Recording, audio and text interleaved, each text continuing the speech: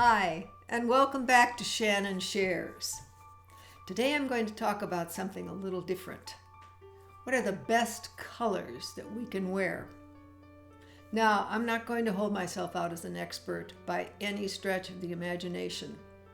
I had my colors done a long time ago, early 90s, and I have to say, there is no question that this sort of thing works. And there are professionals out there. You can probably Google them till your heart's content. Just look for color experts or show me my colors or anything in that vein. But I can tell you some of the basics and maybe enough to just interest you to kind of follow through yourself.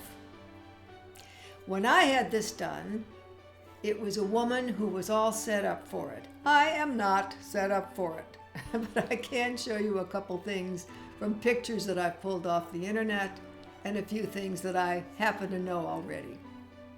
First, we don't determine our colors by something that we think looks pretty. Oh, I love that color. I think I'll buy that blouse. It's not really what your eye likes. Although since this is an art and not a science, if you want to wear it, you go ahead and wear it. That's up to you. But to start with, this is what this woman did. She took a sheet and covered up my clothing completely, a plain white sheet. She also took a shower cap, a plain white shower cap, and covered my hair. Now, a lot of systems include the hair as part of the deal, but a lot of people are dyeing their hair, which I did for a long time. However, the best way to do this is to see no hair color and see no color on your body, because we're going to talk now about colors strictly near your face. All skin tones fall into a few categories, regardless of your race. First, you must determine if you are warm or cool. Surrounding your face with whites or beiges can help you determine this. Here are a few examples. It's easy to see here that I am a cool type. See how much better I look when surrounded by white? You can do this yourself with fabrics. Now you take a beige sheet or a tan pillowcase, or start with a white blouse and use a white sheet, or use that white sheet as half of you. Layer the beige on the other side. You can see there's a difference. Now take that beige sheet and put it underneath your chin. Take a good look. Do you look bright and cheery and healthy? Drop it and take another look at the white sheet. That will automatically tell you whether you are cool or warm. The white sheet is cool. The tan or beige sheet is warm. Then the next thing you have to try to figure out is whether you have clear or muted tones. Clear is usually skin that has a lot of contrast between the face skin and the hair, and muted is a more subtle contrast between those two things. Clear, you can look at your wrist and determine if you have bluish veins, you're probably clear. If you can see them well, you're probably clear. And the muted is if you have warm tones and you have sort of greenish veins or softer in appearance, a less contrast between skin and hair. If you think your skin type is too close to call, stick with the neutral colors in your color spectrum. This is where it gets a little difficult. There are 4 different color categories of skin types. The categories are based on the 4 seasons, and within each type, the choices for you are plentiful.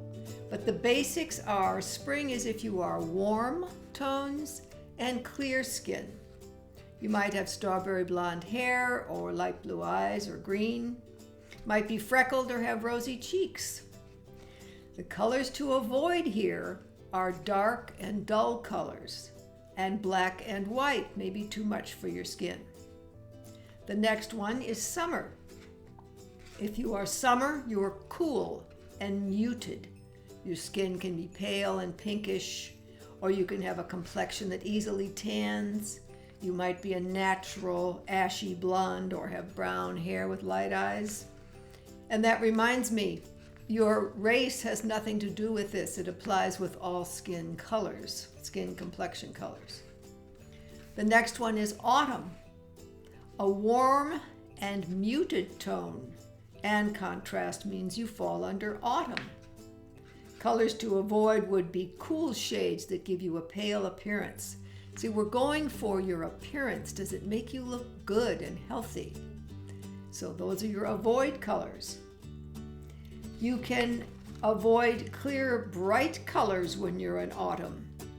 Black and white will make you look faded. And the last, winter, that's cool and clear with stark, dramatic skin. I happen to be a winter, so I'm a little more familiar with winter colors than perhaps the others.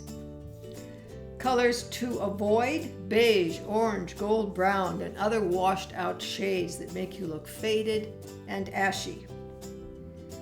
So that was pretty simple, far too simplified, because if you're really interested and go online, you'll see that there's a whole lot of choices you have. And again, this is an art, not a science. So once you've determined whether you're cool or warm and whether you're clear or muted, experiment to your heart's content. But I assure you that it will save you time shopping. And I assure you that if you pick the real true colors, which you've seen in this little video, you will look great. Now, go out, have fun, and that's all that matters in the first place. And if you want to wear that awful color, go for it. See you next time. Oh, I forgot to tell you, I'm wearing the universal color. Turquoise works on everybody. So grab some turquoise.